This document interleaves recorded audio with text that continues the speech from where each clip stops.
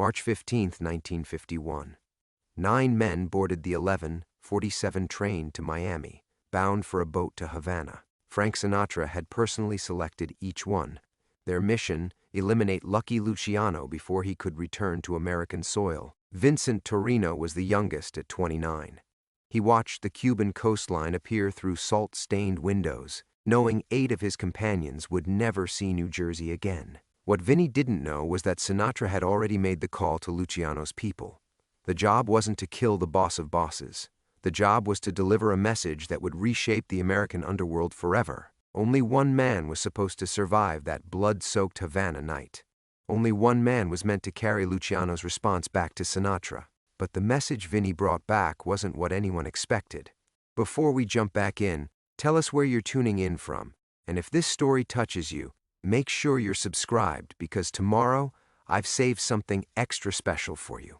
The Casa Marina's marble floors were slick with blood by the time Vinny understood the game. He pressed himself against the bullet-riddled pillar, reloading his .38 while Tommy Marconi's screams echoed from the courtyard. That made 7 down. Only Sal Benedetto remained somewhere in the smoke-filled casino, probably already dead like the rest of Sinatra's hand-picked killers. Vinny had watched it unfold with sick fascination. They'd walked into the trap exactly as choreographed. Luciano's men waiting in every shadow, every doorway, every room of the sprawling Havana hotel. The setup was too perfect, too precise. Someone had drawn them a map straight to hell. Vincent Torino. The voice carried across the casino floor like velvet over steel.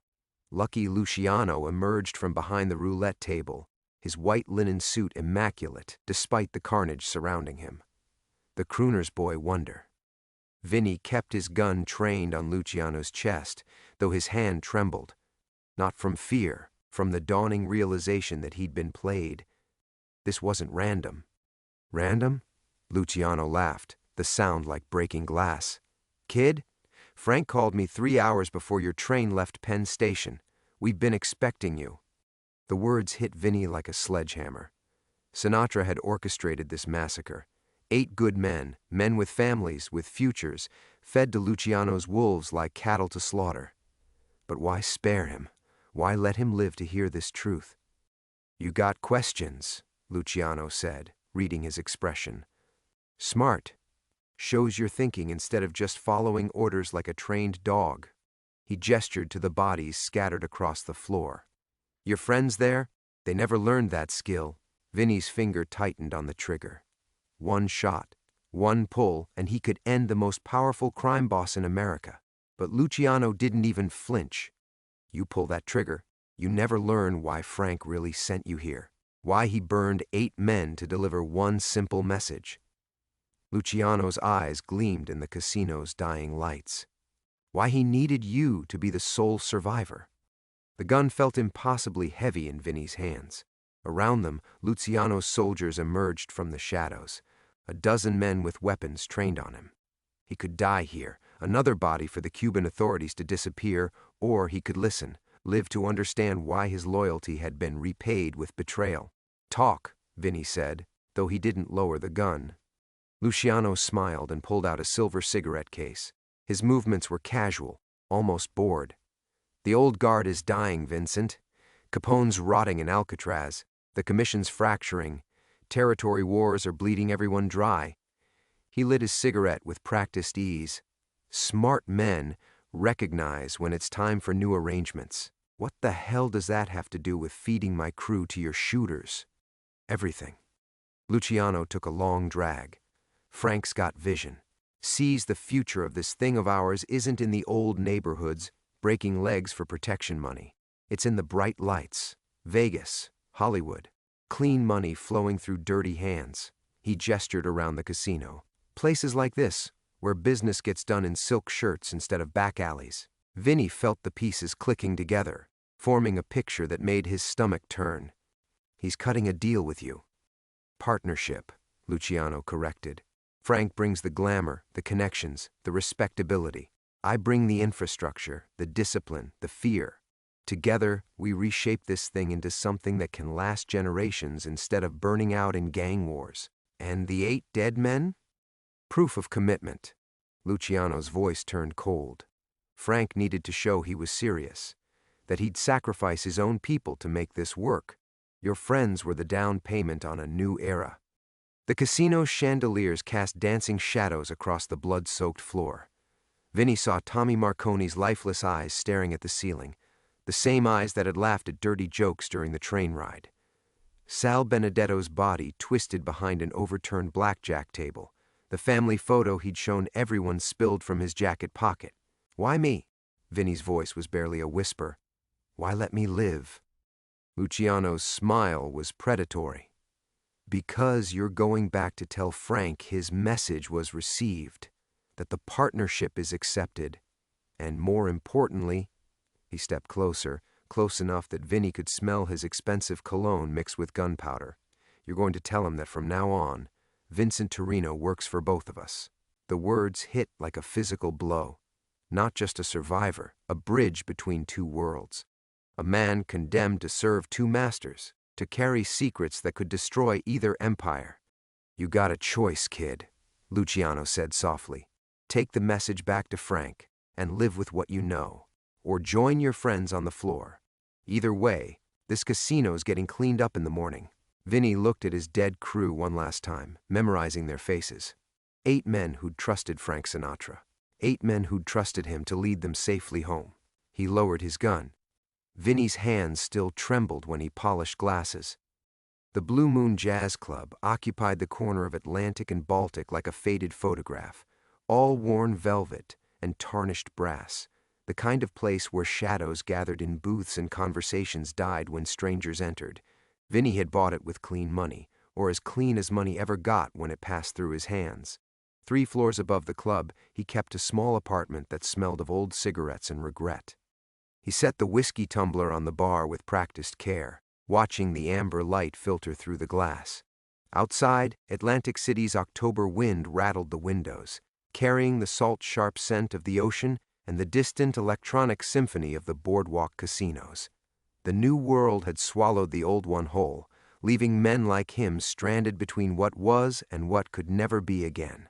You're brooding again, Vincent. The voice belonged to Maria Santos, 63 years old and the closest thing to family he had left. She emerged from the kitchen carrying 2 cups of coffee, her silver hair pulled back in the same neat bun she'd worn for the past decade. Maria had been Sophia's nurse during those final months, the only person who'd stayed when the medical bills mounted and hope became a luxury he couldn't afford. I don't brood, Vinny said, accepting the coffee. I reflect. You stare at those bottles like they're going to tell you secrets. Maria settled onto the stool beside him, her movements careful but determined. The arthritis in her hands had worsened since the summer, though she'd never admit it. And you polished the same glass 17 times. Vinny smiled despite himself. Maria had that effect, cutting through his defenses with the precision of a surgeon and the warmth of a mother.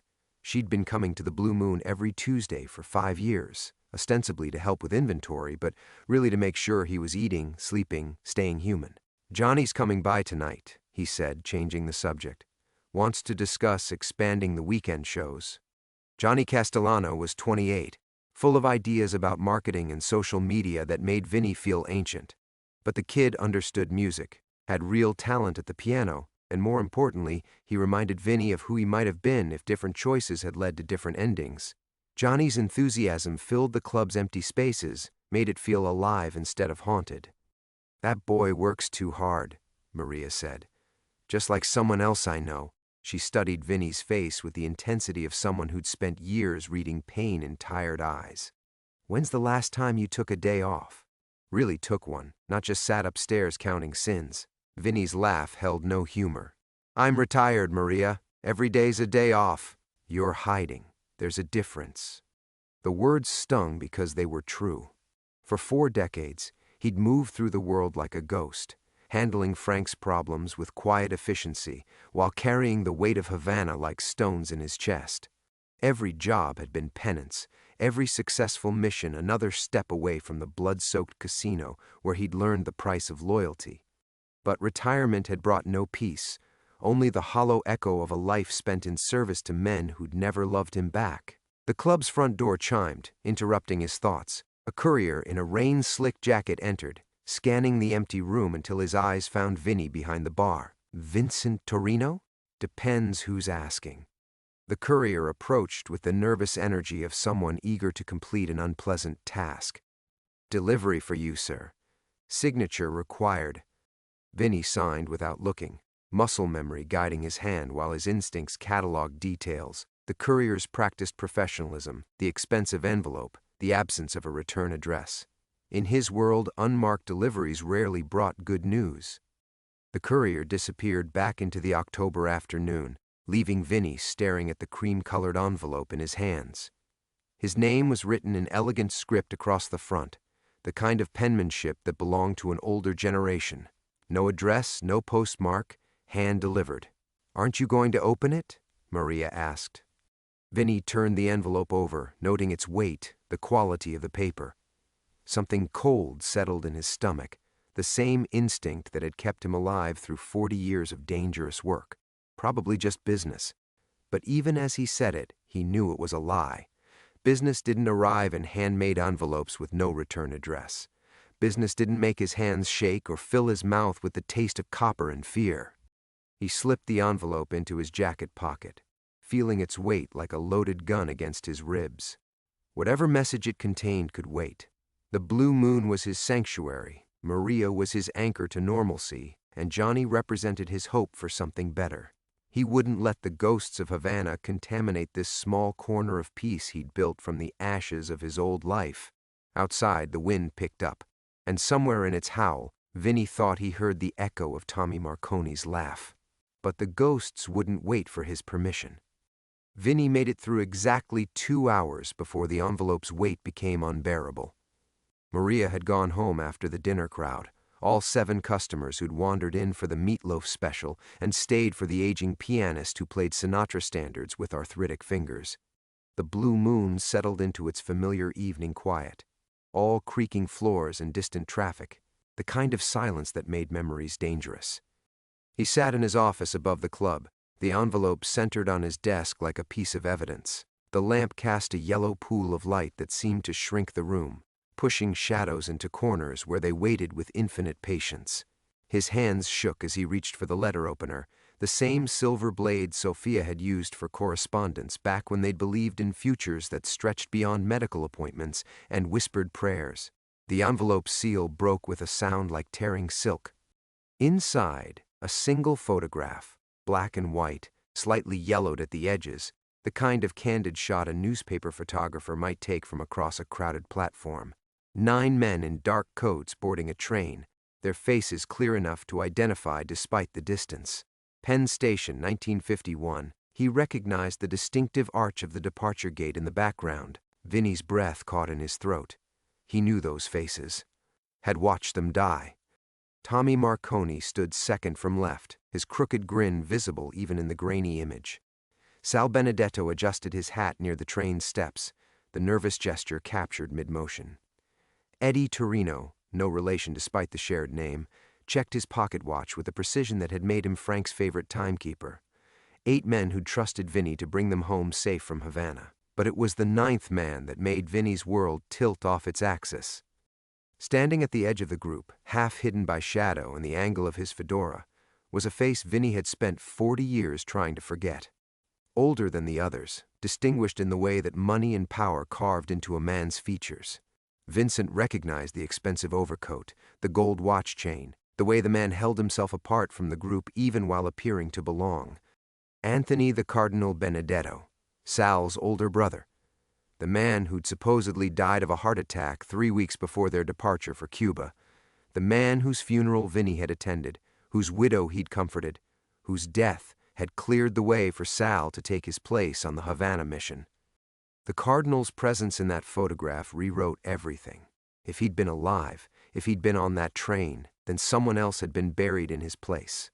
Someone else had died while the Cardinal played dead, positioning himself for what?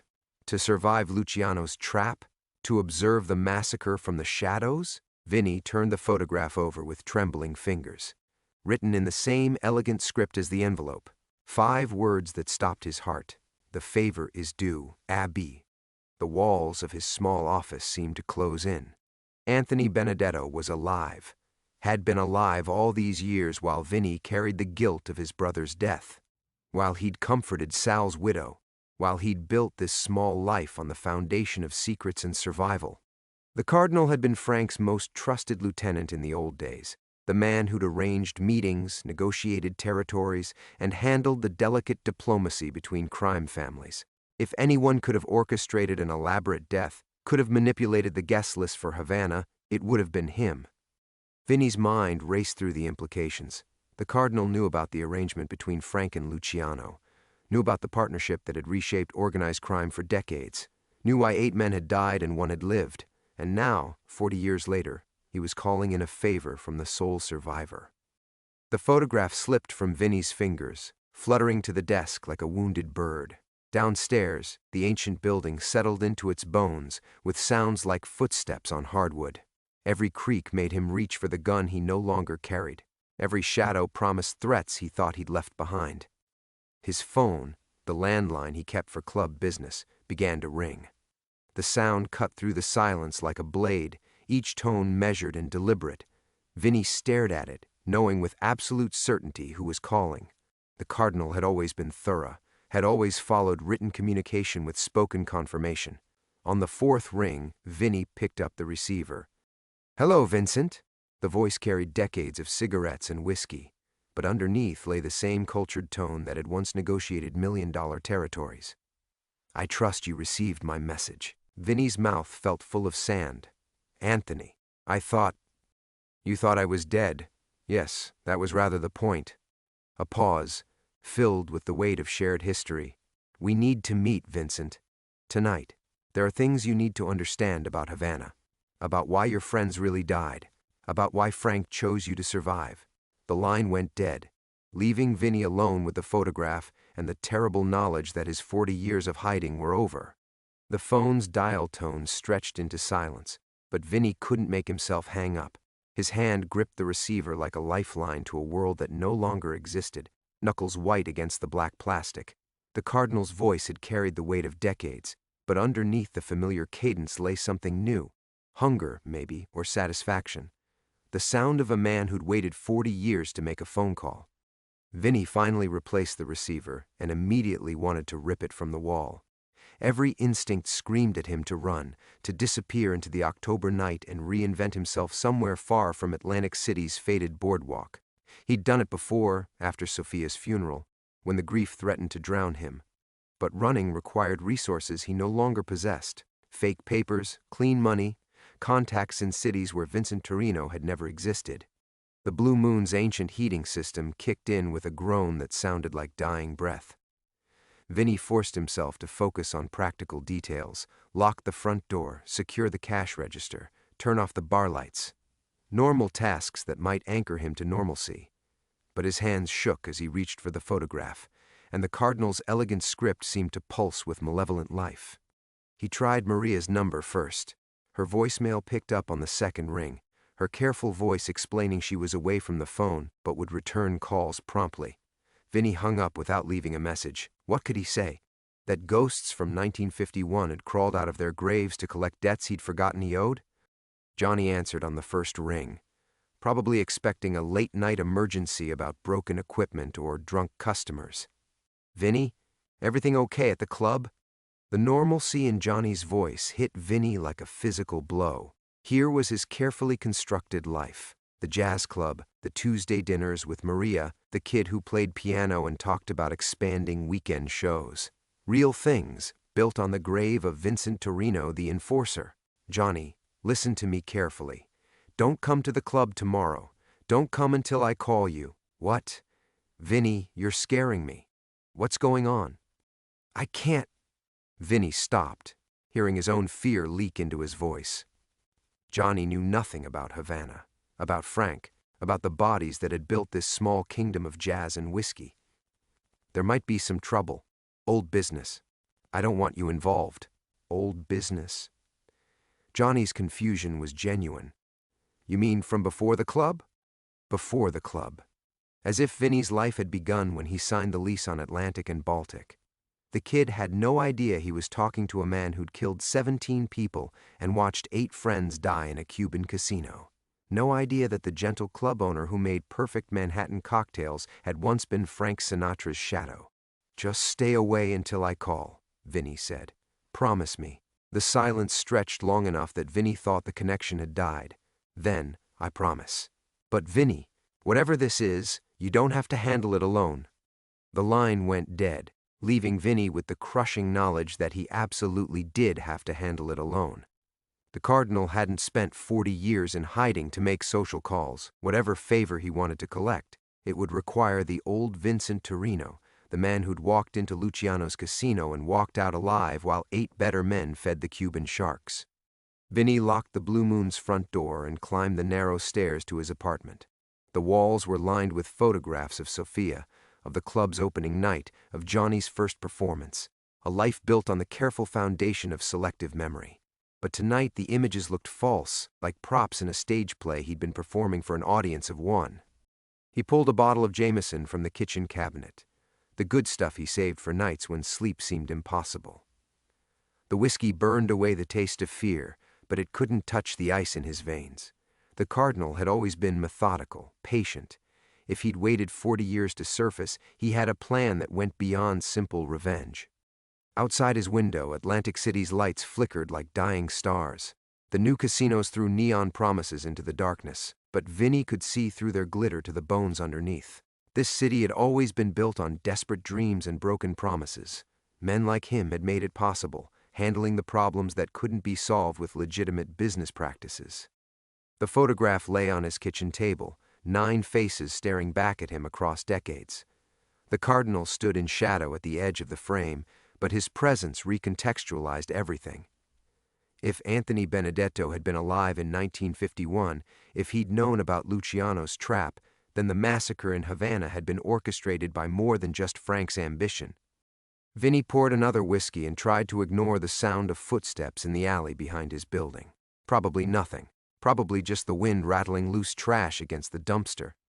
But his hand moved instinctively toward the drawer where he used to keep A38. Finding only kitchen utensils and old takeout menus, the footsteps stopped directly beneath his window.